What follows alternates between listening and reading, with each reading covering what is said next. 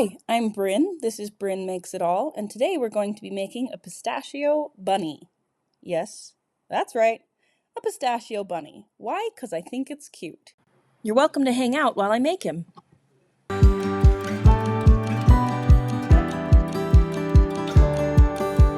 The stuff I'm struggling to open this clip is polymer clay. That's oven-baked clay if it's not a name you're familiar with. I did finally get it open, but let's speed up for a second.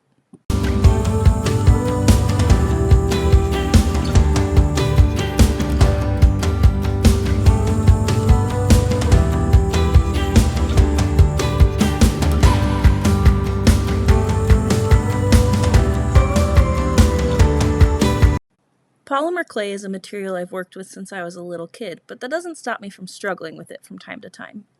One trick I definitely learned early on was to fill the inside with aluminum foil, which you'll see here for any big pieces. That way when you go to bake your clay, you don't have problems with the inside still being soft while the outside is hard. Another trick I know and didn't use on this project, though I probably should have, is to sand the finished baked clay so that you get a nice smooth finish. I didn't do that on Bunny Pistachio Guy, who, by the way, I think we're calling Byron. I just went ahead and made him lumpy. Oh well.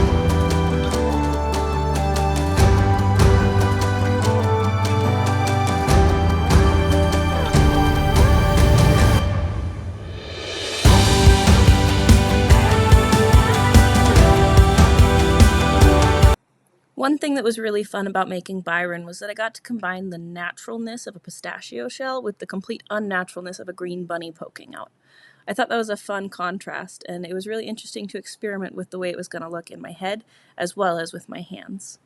I usually recommend polymer clay over air dry clay because I think it's easier to work with. It's stiffer, which in my mind makes it less squashable and more friendly. Does that make any sense?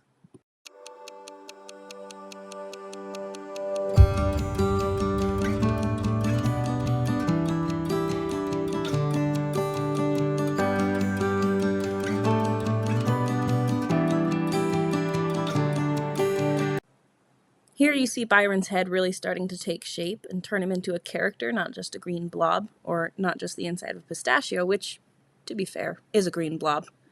Threw him in the oven and then pulled him back out several times because I wanted to harden different sections. You can do that with polymer clay, you just have to be careful to cover it and not ever bake it at a too high temperature because anything over 275 degrees typically can release some poisonous fumes, and nobody wants that.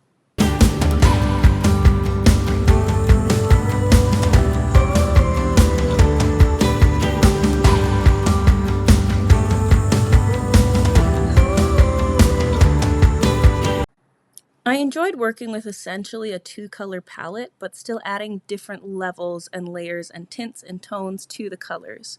It was fun to have a multifaceted tan and a multifaceted green and see how they could complement each other while still kind of being their own shades and their own palette.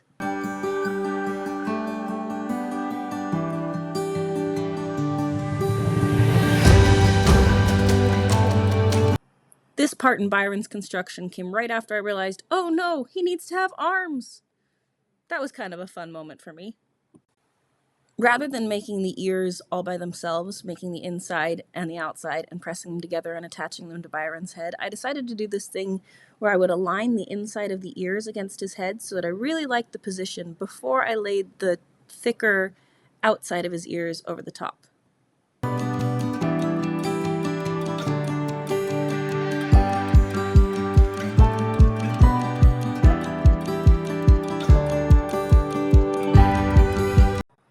While I usually pretty much exclusively use toothpicks as my polymer clay tools, I was surprised and kind of delighted to find that the plastic tools that came with this worked really well. Especially nice since I didn't have any toothpicks in the house when I looked for them.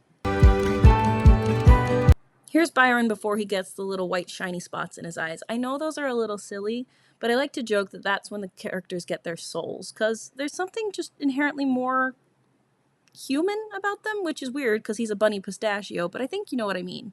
Also, I almost forgot his tail, which would have been a bummer.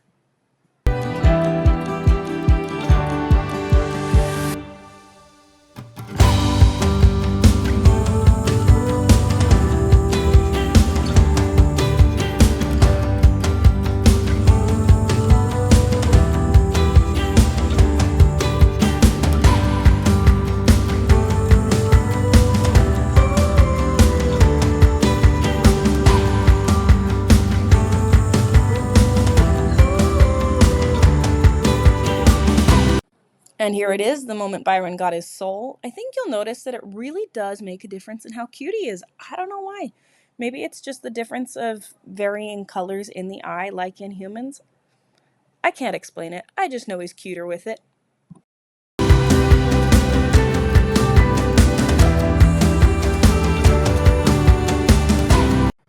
And obviously, I had to make his eyes extra shiny. Very important for a pistachio bunny.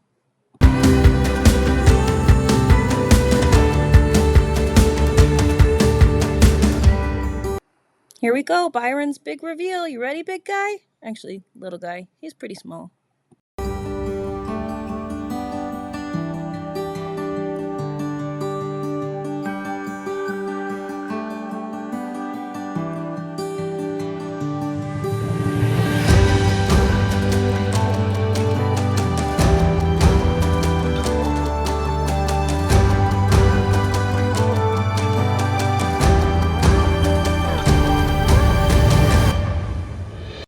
Enjoy your new cozy spot on the shelf, buddy.